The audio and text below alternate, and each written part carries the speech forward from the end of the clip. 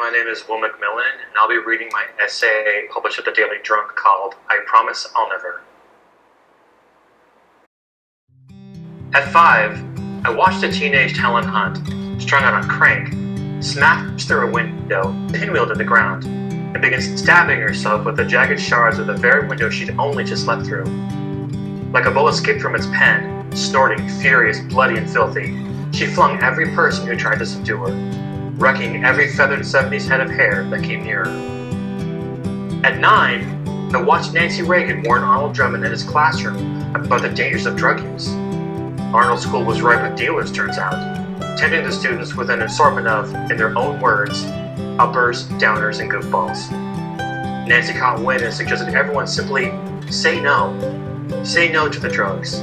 Say no to the goofballs.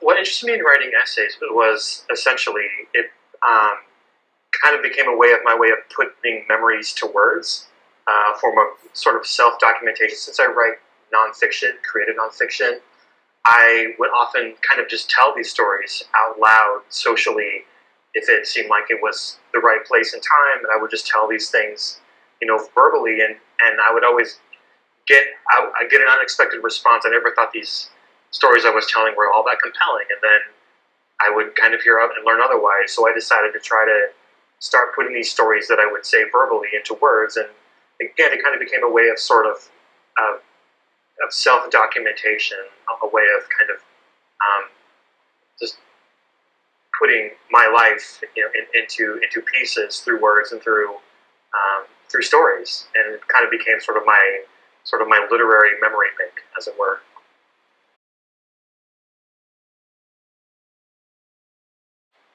This essay is about growing up as a kid and as a teenager in the 1980s. That was, as I mentioned in the essay, that was the big Nancy and Ronald Reagan era, and Nancy's era of Just Say No, and there were so many anti-drug commercials and things that were going on in school. And I remember thinking, it all seemed so bleak but it seemed like even though I said I'd never do drugs, I was sure that I would. So that's what this essay is about, is sort of just documenting that feeling of inevitability, that even though there's all this information telling me not to do this thing, it just felt we were all going to do this thing.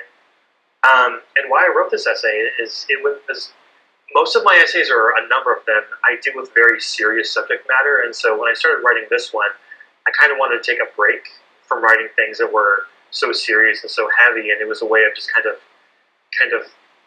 exploring the absurdity of what I felt, as a 12-year-old trying to do what I felt like my parents and the country and the president were telling me to do, and to kind of take a turn away from the heavier stuff that I wrote and start wrote something a little more fun, a little easier going on me.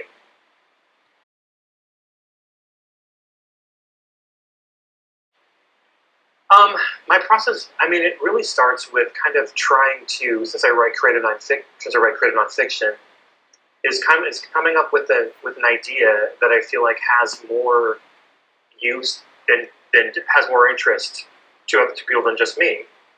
It's about finding a subject matter that I feel like is compelling enough and interesting enough so that I'm not the only one that would want to read this. I think for me that's the biggest trick. And I think when you write any story, but maybe particularly creative nonfiction, coming up with a subject matter that is relevant to more than just you. I started writing essays that were very different initially about a decade ago, and somebody told me oh, this is fine, but it doesn't really matter.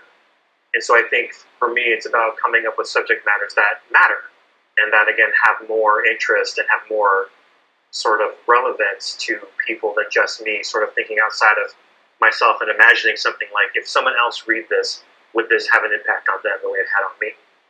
So it's kind of one of the things I always think about and try to consider before I start writing anything, is do I feel like this has meaning?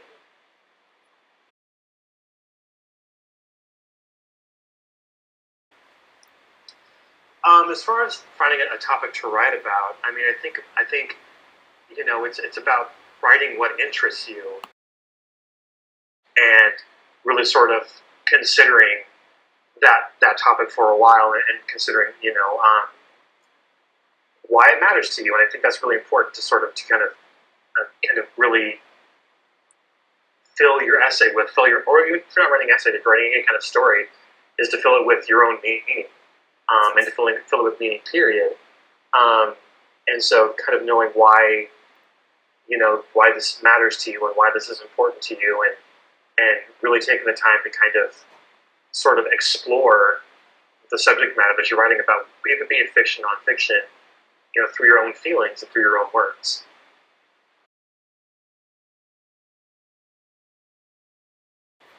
I think one thing that's really important is knowing where to start.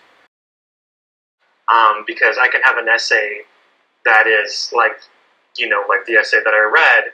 It's knowing, like, at what point do I start this essay? At what part of my memory do I begin this? Do I begin this right in the action, or do I back it up a little bit and sort of start a little bit further out, or do I start it near the end and go backward? And I think knowing where to start and figuring out and discovering and understanding why you want to start there and going forward, I feel like that very first sentence is really important, and that first paragraph is very important of figuring out, when you have this idea, when you kind of have, okay, I think I know what story I want to tell, then you need to know at what point in the story do you want to start telling it. Because I think that's going to kind of create the road that you walk down for the rest of the story.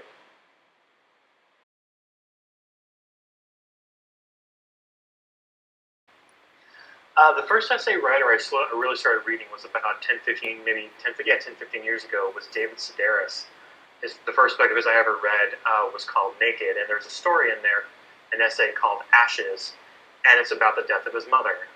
And it was so compelling to me, and his writing is so compelling to me, because even though it's funny and it's super relatable, it's also his own unique perspective, and it's really emotional, and it's really the kind of writing that I believe sticks with you long after you stop reading the story. And that particular essay, Ashes, it's gruesome and it's sad, but it's also hysterical in some places. And it's that unexpected laugh that you get, or that unexpected sorrow that you feel when you don't see it coming, that really sort of galvanized me toward his writing.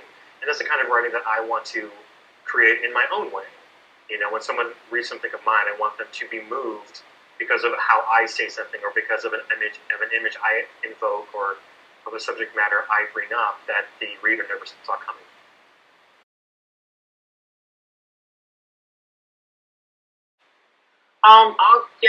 I think I would give a shout out to the very first journal that published me. Was a journal called Nailed, and they published my very first story, and it was the first time I sent that story out.